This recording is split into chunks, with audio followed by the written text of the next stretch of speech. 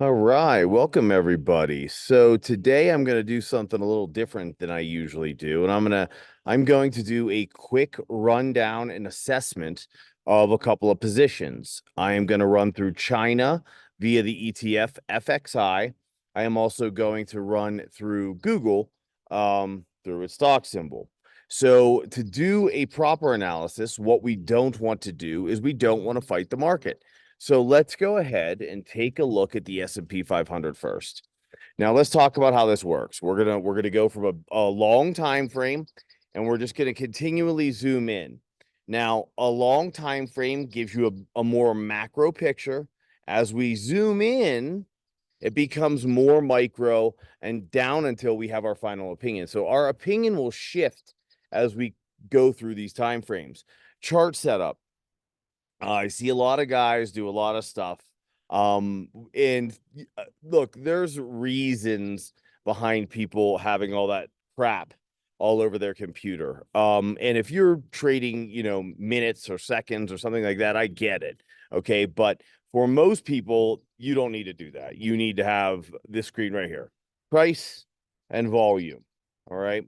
So let's go ahead and let's zoom out to a monthly chart. This would be the first thing we would do. We just want to make sure, are we fighting the market right now or are we not? So here is the S&P 500. I'll actually extend this a bit. Back here, you will see 2008 and 2009. Let's go ahead and just throw something there. Here we go. 2008, 2009, right there. And this is the volume associated with that time frame.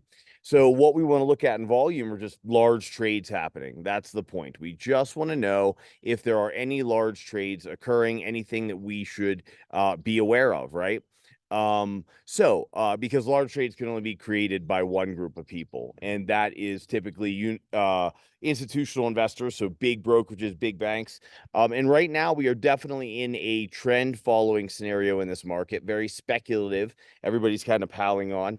So those could be, multiple different actors, but all using the same levels, using the same sequences, using the same moving averages. And that really is happening right now. So that's kind of the abruptness of the market that we're seeing.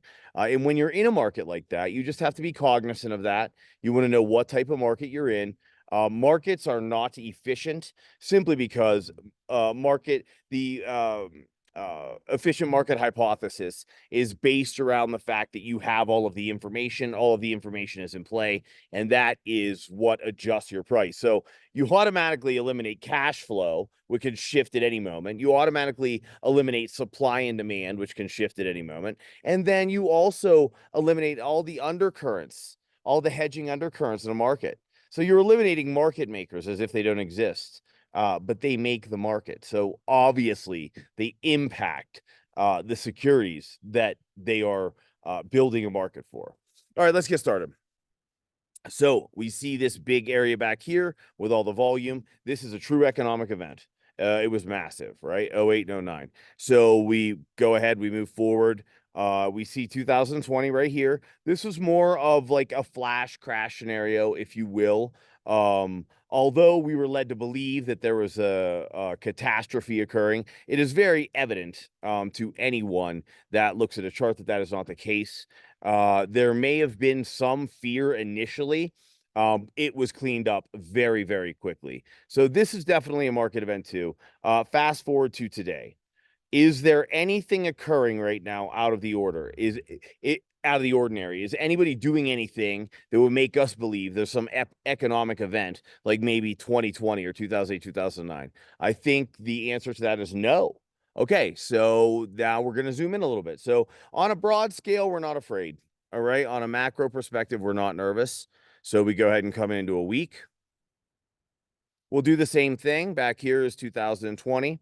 We go ahead and look at today, what's going on today. Is there anything occurring at this current high price level? Let's just call it a high price level that makes us believe that there's some event. Is there anything occurring out of the ordinary, mind you? I mean, the market does what the market does. I talk about that very regularly, but right now we just want to know if we're fighting the market on a weekly basis. So zoomed in a bit. No, we are absolutely not fighting the market. It's not, there's no big move to be made at this point. Otherwise, you would see it. Okay, so we zoom into a daily chart on the S&P 500. We go ahead and look at 2023, 2024. We take a look at our volume now. We look at the volume throughout the year. From a daily perspective, is there anything really to be worried about? No. Does that mean that the market doesn't drop? No, it doesn't mean that. It means that we don't have any large scale event to fear. So as we zoom in, we'll know if maybe we should have a little more cash, if we should be hedging, something like that. But right now, all I want to know is if I'm buying Google, like we're going to evaluate Google, are we fighting the market or aren't we? And we're looking at China. So are we fighting the market or aren't we? And let's just face it, the NASDAQ and the S&P 500 are the largest markets in the world and in play at this very moment. So, okay, right now on the daily, the S&P 500, we're okay. And we don't really need to zoom in much more than that. Really, the S&P is more correlated to China, believe it or not. Let's just do a quick analysis of the NASDAQ so that when we look at Google, we will know whether or not we are fighting the market. All right, we're going to zoom out month. Here we go. Same analysis, basically. 08 and 09, again, giant eyesore. If you look at 2020, was 2020 as large of an event for the NASDAQ as it was for the S&P? It wasn't. But guess what? Their most recent drop in the last 2 years, it was a much larger event for the NASDAQ than it certainly was for the S&P 500. And this is buying. They were doubling down on technology. So what this gives you an idea about, what this clues you into is why the market turned the way it did and who it turned for. All right. Now, if you've been following me at that time, all I talked about was the NASDAQ. I didn't care about the S&P 500. Aside for the purposes of confirming what was going on in the NASDAQ, I didn't care. We knew that was about the NASDAQ. This bottom was not difficult to call, and neither was this top. But as you can see, the volume from 2020 is repeated at the lows in 2022. In fact, several times. And we are looking at a monthly chart, so this is not a small thing. Now, what's interesting here is volume has definitely picked up right now across the board in the NASDAQ. So when we're evaluating the NASDAQ, is there anything from a macro scale to be afraid of? No. Is there anything to be excited about? Absolutely. Absolutely. We see volume relative to 2020 that just occurred in that last market drop. So the NASDAQ, yeah, I would say you're looking at this as a very positive light. And as you zoom in, you're going to want to evaluate this in good ways. How much higher can it go? How far down should we pull before we buy more? This is definitely a buy more scenario. I do believe in hedging. Everybody that sees me on Twitter or knows me knows that, or any of the other stuff that I post to. But this is definitely positive, not negative. So let's zoom in just a little bit. Here we are on the weekly. So back here's your 2020, right? We zoom in, and as I said, here's that volume, right? Here's one at the top. This is what really got us moving. And if you were following me at that time, there is not a chance on God's green earth that you would not have been ejecting from the market at this point. You 100% would have. You would never sit in it. You would be confirming the previous drop, which is what this did. It confirmed the previous drop, and this is when we started getting short. Now, as you dip down, and I do study Elliott wave as well, you could see that this was a very, very, very plain wave 3. Longest, largest, very, very plain 3. And here's the volume again. So where we dropped was here. So we're sitting up here at what, 355, 360. So we're already a good 10% off the highs. That volume steps right back in. And here we are down at 300. Yeah, 300, 298. So yeah, actually you're breaking down into that's 275 by the time you finished wave 3. So you had fallen 100 points of the NASDAQ. This right here, this is your buy sign. You know that is buying. There's no question what that is. Institutional money, people that know what they're doing are never selling when you're already down, what is that, 160 some points? You're down 30% or so. And then what they're going to do is they're going to come back and they're going to check for supply. So these people that were buying here and that were selling here, they want to pick up all these shares again. They don't want to leave anything on the table. So they're going to dip down and they're obviously going to come below your big volume back here. They have to come below it because that is where trend followers are going to set their levels. Everyone, look, support and resistance, this is universally known. Everyone's going to set their levels there. So they're going to set their levels right here at this low. So guess what? You're going to pop that low because if there's shares sitting there, you want to grab them. And then you'll redo it one more time and you'll check volume again. As you can see on that the oil test, as I call it, you had volume far below average in the NASDAQ. And that's when we took off. I don't know that I called this to the day, but it would have been pretty darn close. But as for right now and evaluating this NASDAQ, we're good to go. We have nothing to really look at. There's nothing to report. Nothing scary, nothing amazing. You had a breakout, so obviously you're going to come back into this section. And then I'll show you as we zoom in what you might do to know exactly how far into that previous high you might come. So here we go. We're going to shoot down to a daily. Is there anything on this daily? I would say this daily chart is the most boring thing I've ever seen. I would not play with this typically at all. But as we just saw, there's things to be excited about, right? We see that there's big buying back there. We just had some pretty big buying at the previous low. And then what you see that's interesting here is you see this big gap right here. This is how we pop through to the new highs. So when you have a gap, you're going to fill that gap on an index well over 90% of the time. And when you fill that gap, depending on how high it went from the gap and how long it sat there, that's usually how far it will fill the gap. Like it'll fill the gap and how far it will come through. In this particular case, it took off back in November, right? And here we sit in May, and we are now at these high levels for 8 to 9 weeks. That's a long time at the top. So this is a lot of selling going on in here. This is a lot of selling. So where are we going to end up? We're coming down. We're coming down here somewhere. So as we zoom in, we can make an analysis. We can see what is happening. Okay, so we know we're good on a macro scale. We know we're good even when we zoom in a bit, but as we zoom in further, we can see where price was pushed through a level that it should have naturally exceeded. There shouldn't be a gap there. Price should have pushed through that level naturally. It didn't have enough power to do so, which means there will be a search for more supply. They will go down and see if there's more shares. Do we need to zoom in anymore on the NASDAQ? For the purposes of Google, no, we do not. Is the NASDAQ a headwind? I guess that depends on your time frame. If your time frame is very long, meaning you make, a trade every time you rebalance or trade your portfolio when you believe there's a very large bear coming, like the one that showed up in 21, something like that. No, you don't have to fear that at all. If you're somewhat active and you like to miss those small bears, we have one every 4 years. So, markets rise 75% of the time and they fall 25%. If you like to avoid that 25%, are you making moves right now? Absolutely. You absolutely are, without a doubt. So let's go ahead. We'll evaluate Google first here. And I'm going to do this pretty quick, but I wanted you to have an idea of how I do this and what I do. Mind you, this is 25 years of experience. I'm moving very fast. Some of the things I'm seeing, you may go, oh, I see that. And some you may say, I don't really see that. With a little work, you most definitely would. So let's go ahead and get to Google. I don't care what you're looking at. If you don't start with the largest time frame that you can, you're doing it wrong. There is no possible way to know where something's going without knowing where it's been. So here we are, Google. All right, let's go. That's all of it. That's all of it. So this initial volume, we're going to go ahead and ignore.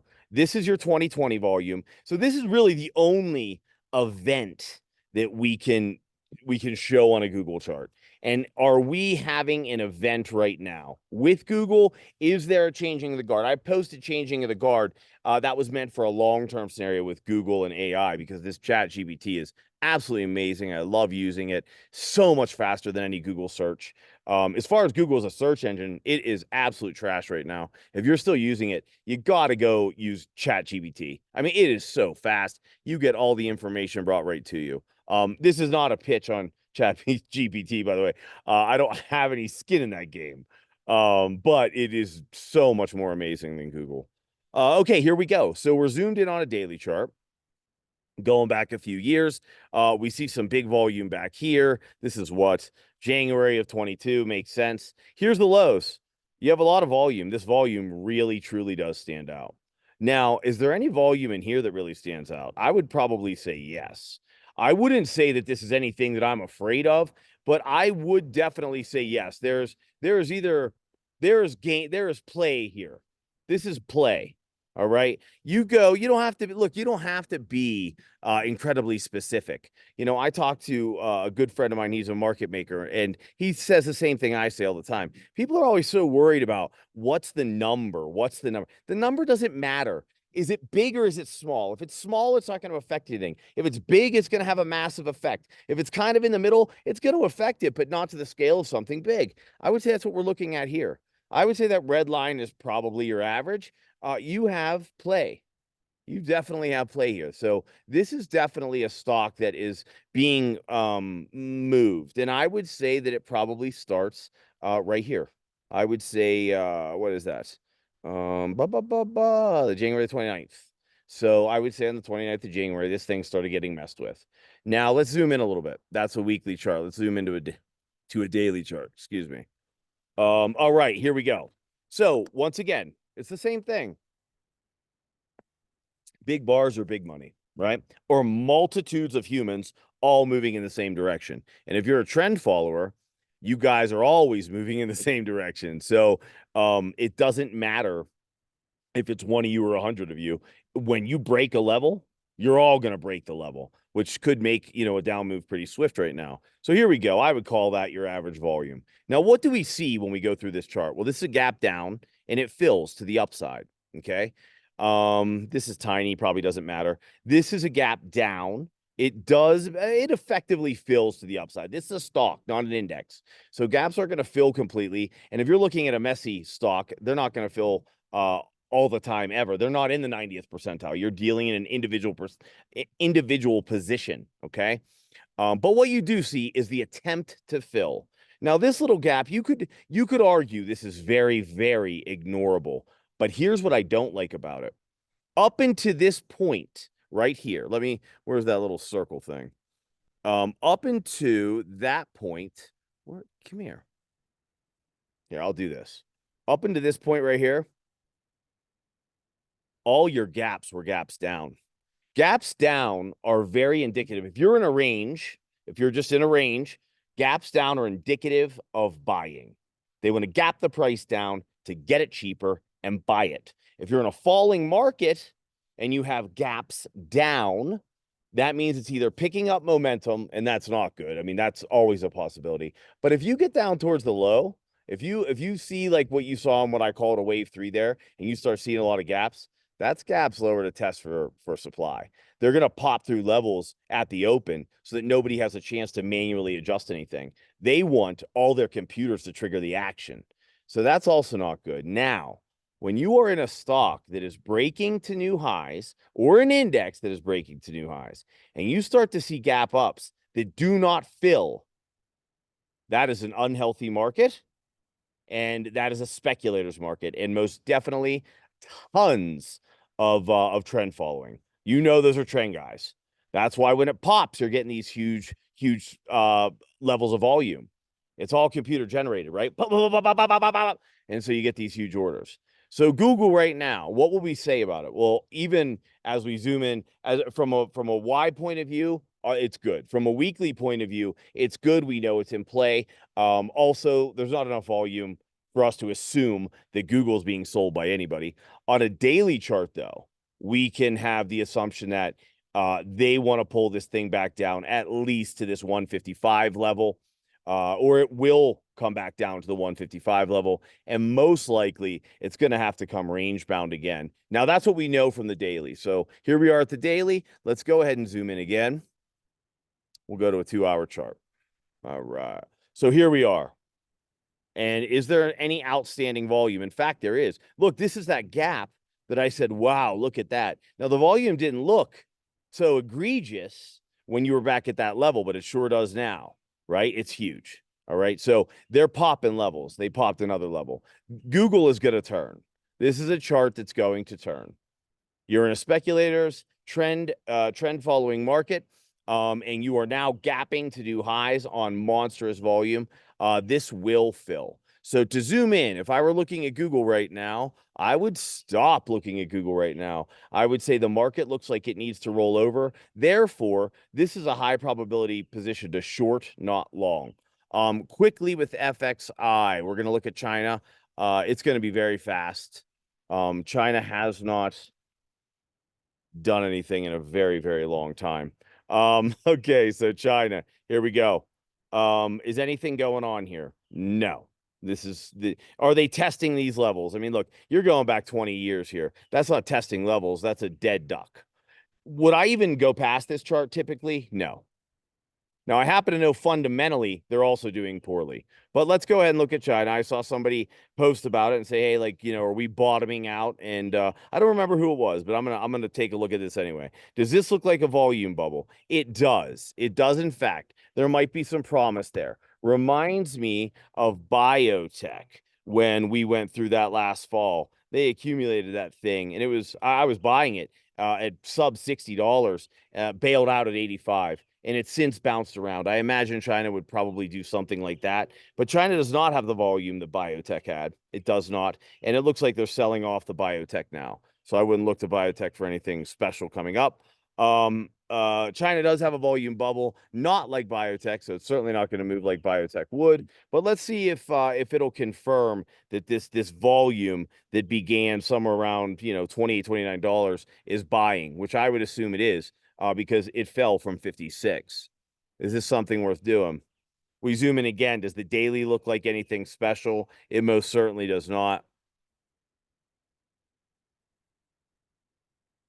All right. Okay, we're on a 2-hour chart. There's some buying in here at this 2150 level. There's no selling. This chart's extremely gappy. You can just ignore the gaps in this chart. They mean nothing. They will provide you with no assistance. All right. I would just stay away from China altogether. It's not horrible. There's definitely buying at 2150, but there's no reason to own this right now. The S&P, the US markets are a headwind. Stay away from China. Google, if you asked my opinion, and it is just an opinion, do your own research, is a short at this time, long-term buy, intermediate term buy, in the next, few months, it is a short. I hope you enjoyed this. I know it went a little longer than I had hoped. But there is no way to do this quickly. If you've never seen or done this before, you have to have some background to even understand what I'm doing. Now, I couple all of this with a ton of fundamental research. I also couple all of this with gap theory. We didn't get into any risk management. We didn't get into any scaling, but I hope you enjoyed it. Feel free to ask some questions.